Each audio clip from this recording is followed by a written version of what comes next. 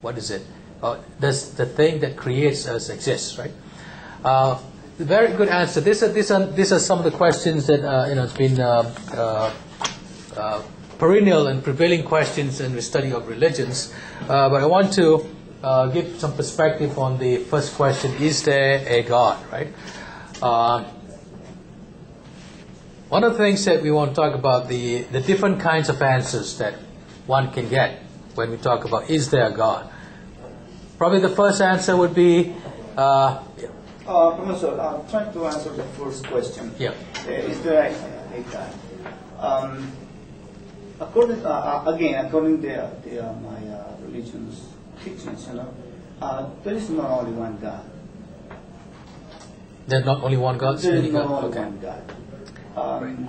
Because God is, as I said, is a spirit.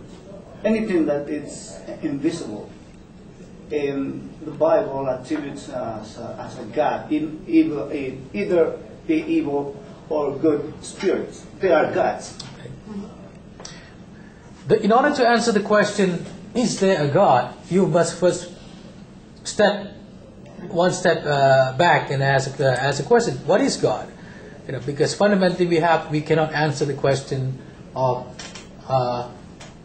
there is a chair, there's a table, in front of me, without asking the question, what is a table, what is a chair? How do you define? What are the categories? What are the sub-concept that makes that a table? How do you define a human being? How do I know that if I walk in the jungle and I know that is this or that kind of animal or this or that kind of human being when I don't know what it is?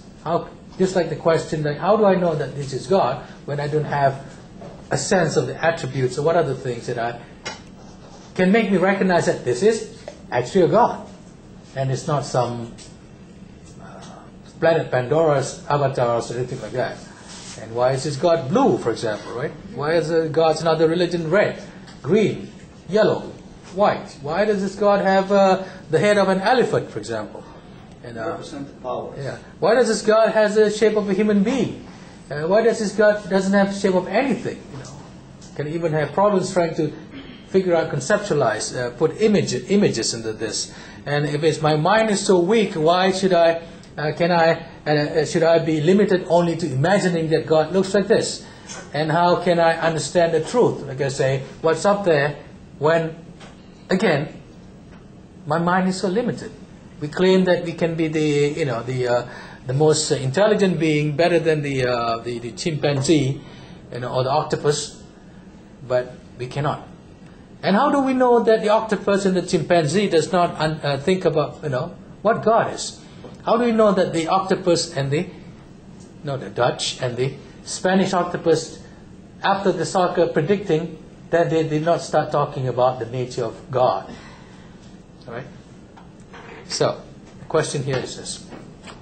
There are several answers to this, right? One is we have the atheist answer. The atheist would say that, is there a God? They say there is no God, right? Atheists reject the idea of a supreme being, right? And preferring to look for objective, scientific explanation of the world, life, and death.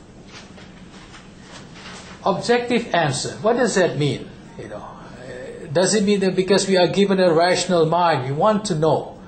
It's as if saying that, okay, I am born now.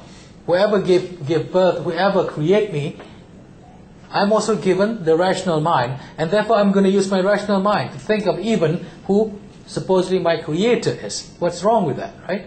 So start thinking. If I can see God, if I can understand, can see, then why should I believe? That is an atheist answer, right? Second thing is that agnostic. Atheist and agnostic is two different things. The agnostic believe that it's impossible to know whether or not there is a God. Right? It's impossible. Therefore, the problem of the questions, the deep questions sometimes, is try to find answer the whole life, and only what can be seen to be real can be understood, right? And agnostic claim that there is no evidence for the existence of God. Yeah. In my opinion, I think it's very ignorant to think that there's no God, to think that everything that has been created and has happened is all human all human fault and whatever. Okay. So. All right. So you think that it's very ignorant to not know that there's God does not exist. Okay. Good response. Yeah. I live in Edgewater. I live on top of Cliffside Park. That's a very spiritual place, right? It's very gorgeous. And once you go down River Road, the whole River Road is the skyline. It's the Hudson River, and you see the skyline of Empire State Building and all that. Did God create that on His own, or were there human beings on that building creating that? What, the Empire State Building or Edgewater? Hold on. The whole scenery. Once you're sitting on top of that pier, you see all of Manhattan up and down. Okay, you see what used to be the World Trade Centers. You see George Washington Bridge. From that point, you guys understand me, right? Mm-hmm. Okay. Now, did God do that? Did God make that in 7 days like that? Or did human beings do that on their own? That's the question I asked too. Okay, it's a good question. Because my father and my grandma's like, oh, well, my grandma usually, she's like, God put you in here. God made that building. Or God planted that tree in your backyard when I did it, got my ass kicked for it. You know, like... God created the Trump Tower, right? God created the tower, God created everything that you see right now. When you see pictures of men in the 1920s and 1915 building the Empire State Building, did God really do that on His own? Then my grandma's like, well, God put the effort into it. God put straight energy to wake up every single day as a human being to do that. Well, I understand that, but what if it's energy? Why do you keep calling it God? What if it's honestly just energy? What if that person is just, that's his job? Like, how did God put that there? I don't understand. Okay. I guess you could say that God put the materials there for you to use. I understand that. But did God actually build the scenery? No, He didn't. We did. Yeah. We built that. So the architects and the engineers would be angry that it was their grandmother. Understands that. She understands that. She's just going beyond that to say, okay, you know that she has your dad or your mom, whoever, and then you, they have you, then you have kids. You know that those will always be her kids. Right.